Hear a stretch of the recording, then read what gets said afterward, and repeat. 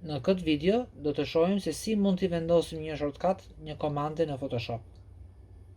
Dy komanda që përdoren shpesh në Photoshop janë Gaussian Blur dhe Unsharp Mask.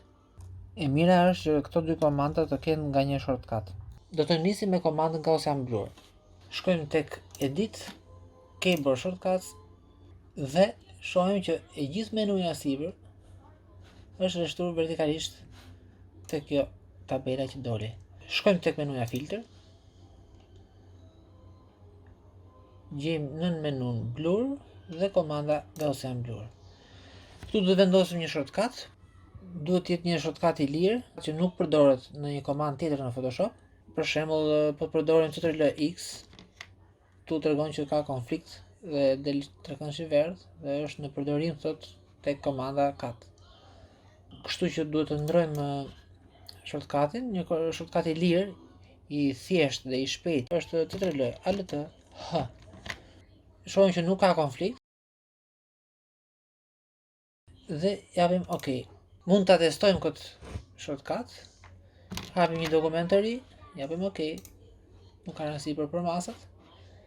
Krijojmë një katror, e kthejmë invert dhe shkojmë tek komanda Filter, Blur dhe shohim Gaussian Blur ka shortcutin Alt CTRL-H. Mund ta klikojmë këtu. Dhe këtu kemi sasinë e turbullirës. Ose mund të shtypim butonat në tastier, CTRL-Alt-H dhe hapet menuja. Do të vendosim dhe shortcutin e komandës Unsharp Mask. Shkojmë tek Edit, Keyboard Shortcuts, ulemi poshtë, Sharpen, Unsharp Mask dhe vendosim një shortcut tjetër.